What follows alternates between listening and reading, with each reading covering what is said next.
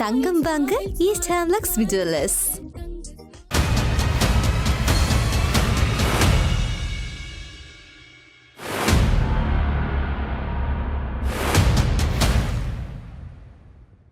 வணக்கம். மற்றும் ஒரு இன்றைய பதிவினூடாக இணைந்திருக்கின்றோம். யாழ்ப்பாண சாவகச்சேரி ஆதார மருத்துவமனையில் பதில் அத்தியட்சகராக கடமையாற்றிய நாடாளுமன்ற உறுப்பினர் ராமநாதன் அர்ஜுனா அவசர மருத்துவ அலகு கட்டிடம் அமைக்க 400 மில்லியன் ரூபாய் ஒதுக்கீடு செய்யப்பட்டது என்றும் அதில் 200 மில்லியன் ரூபாய் நிதியை பயன்படுத்தப்பட்டது என்றும் மிகுதி ஊழல் செய்யப்பட்டுள்ளது என்றும் பொதுவழியில் குற்றம் சாட்டியிருந்தார். இது தொடர்பான உண்மை நிலைமையை அறிந்து கொள்ள தகவல் அறியும் சட்டமூடாக பசுந்தேசம் அமைப்பு யாழ்ப்பாண பிராந்திய சுகாதார சேவைகள் பணியிடம் விளக்கம் கோரி அதுக்கான பதில் அனுப்பி வைக்கப்பட்டுள்ளது. தகவல் அறியும் உரிமை சட்டம் ஊடாக பசும் தேசம் அமைப்பின் விளக்கம்: சாவகச்சேரி ஆதார மருத்துவமனையில் அவசர மருத்துவ அலகு கட்டிடம் அமைக்க 400 மில்லியன் ரூபாய் ஒதுக்கீடு செய்யப்படவில்லை. சாவகச்சேரி ஆதார மருத்துவமனையில் அவசர மருத்துவ அலகு கட்டிடம் அமைக்க 2வது என்கின்ற 5 ஆண்டு திட்டத்தில் தான் கட்டுமான வேலைகள் நடைபெற்றன. அதனால் அதுக்கு என்று தனி திட்டம், அதாவது மாஸ்டர் பிளான் போடப்படவில்லை. இதுக்காக கட்டுமான வேலைகள் யாவும் கட்டிடங்கள் திணைக்களம் ஊடாகவே விலை மனுக்கள் கோரப்பட்டு கட்டுமானம் மேற்கொள்ளப்பட்டுள்ளது. 3வது, சாவகச்சேரி ஆதார மருத்துவமனையில் அவசர மருத்துவ அலகு கட்டிடம் அமைக்க கீழ்வரும் முறையில் தான் நிதி ஒதுக்கீடு செய்யப்பட்டிருந்தது. அதாவது 2015ஆம் ஆண்டு 15 மில்லியனும் 2016ஆம் ஆண்டு 41.49 மில்லியன், 2017ஆம் ஆண்டு 35.38 மில்லியன், 2018ஆம் ஆண்டு 26 மில்லியன், 2020ஆம் ஆண்டு 2.00 மில்லியன், 2021 2.56 மில்லியன், 21 4.93 மில்லியன், 2022ஆம் ஆண்டு 3.96 மில்லியன், 2022ஆம் ஆண்டு 0.43 மில்லியன், 2023ஆம் ஆண்டு 3.56 மில்லியன், அதேபோன்று 23லேயே 16.91 மில்லியன், அதேபோன்று 2.654 மில்லியன், 6.69 மில்லியன் 2023ஆம் ஆண்டில் கட்டங்கட்டமாக வழங்கப்பட்டிருந்தது.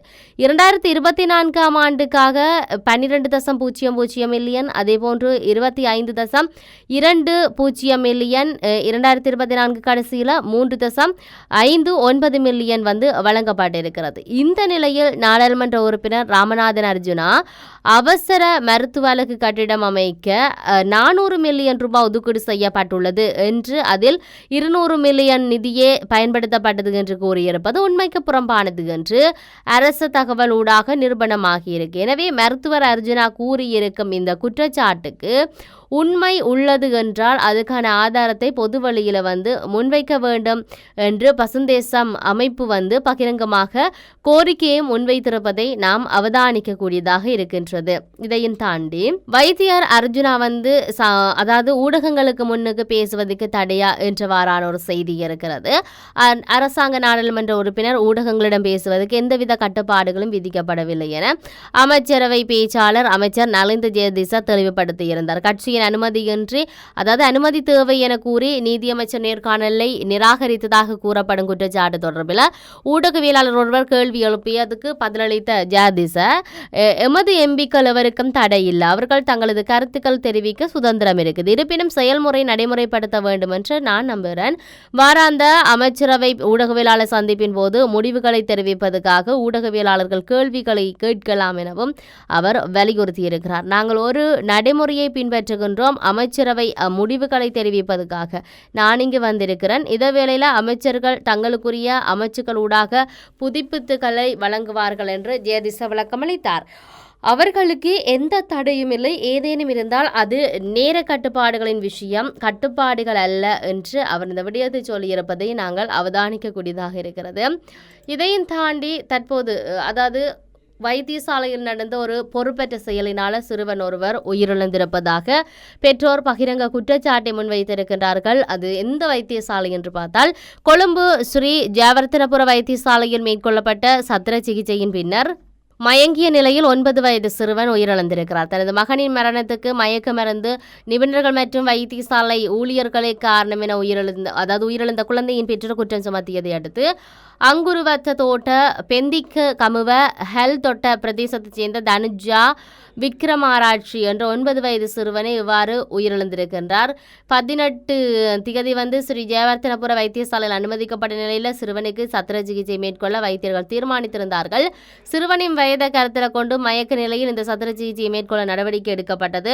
சத்திர சிகிச்சைக்கு பின்னரும் சிறுவன் சுயநினைவு பெறவில்லை என தெரிவிக்கப்பட்டிருக்கு. அதற்கமைய மயக்கமடைந்து ஆபத்தான நிலையில் இருந்த சிறுவன் கொழும்பு லேடி ரிச்வே சிறுவர் வைத்தியசாலைக்கு மாற்றப்பட்டதுடன் சுயநினைவின்றி சிகிச்சை பெற்று வந்த நிலையில் நேற்று முன்தினம் உயிரிழந்ததாக பெற்றோர் தெரிவித்திருக்கிறார்கள். இது தொடர்பில் மெரிகானா காவல்துறையினருக்கு கிடைக்கப்பெற்ற முறைப்பாட்டின் பெயரில் காவல்துறையினர் விசாரணைகளை ஆரம்பித்திருக்கிறார்கள். உயிரிழந்த சிறுவனின் பிரேத பரிசோதனை அறிக்கை கிடைக்கப்பெற்ற பின்னர் மேலதிக நடவடிக்கைகள் எடுக்கப்படும் என சிரேஷ்ட காவல்துறை அதிகாரி ஒருவர் இந்த விடயத்தை சொல்லியிருக்கின்றார். இதையும் தாண்டி அறகலிய போராட்டத்தை மக்கள் எழுச்சியாக எவ்வாறு மாற்றுவார்கள் என்பது அவர்களுக்கு தெரிந்தமையினால அவர்கள் அரசுக்கு எதிராக அவ்வாறு நடந்திருக்க வேண்டிய முன்னெச்சரிக்கை நடவடிக்கைகளை அனுர் அரசாங்கம் தற்போது முன்னெடுத்திருக்குது என்று சொல்லி பிரித்தானிய இராணுவ ஆய்வாளர் ஆரூஸ் சொல்லியிருக்கிறார்.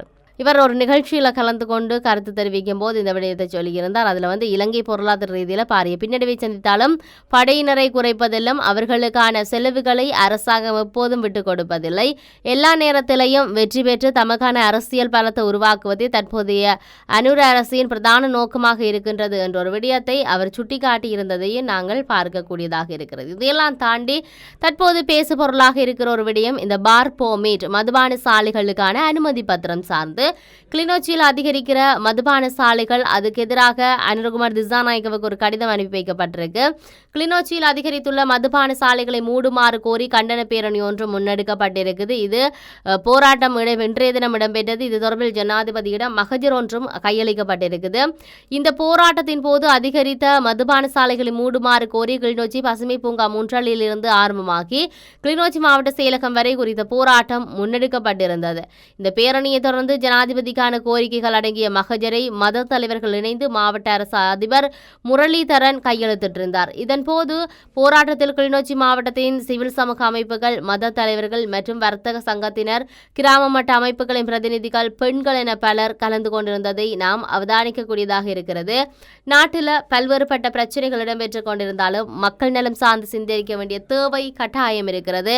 வைத்தியசாலைகளில் இந்த குற்றச்செயல்கள் இல்லையென்றால் தவறுதலாக நடைபெறுகின்ற விடயம் இல்லையென்றால் பல உயிரிழப்புகள் இவ்வாறான செயற்பாடுகள் இடம்பெற்றுக் கொண்டிருப்பதை நாம் அவதானிக்கக்கூடியதாக இருக்கிறது. இவையெல்லாம் மிக முக்கியமான பேசு பொருளாக இருக்கின்ற பொழுதும் இந்த கிளிநொச்சி இதைவிட இந்த மதுபான சாலைகளுக்கான அனுமதி பத்திரங்கள் சார்ந்தும் பல்வேறுபட்ட குற்றச்சாட்டுகள் வந்திருக்கின்றது. ஜார் ஜார் என்று சொல்லி பகிரங்கமாக பொது வழியில் வர்த்தமானியூடாக வெளியிட வேண்டும், இல்லாட்டி இருக்கக்கூடிய ஆட்சியில் இருக்கக்கூடியவர்கள் ஜார் ஜார் என்று தெரிவிக்க வேண்டும் என்று சொல்லப்பட்டிருக்கிறது.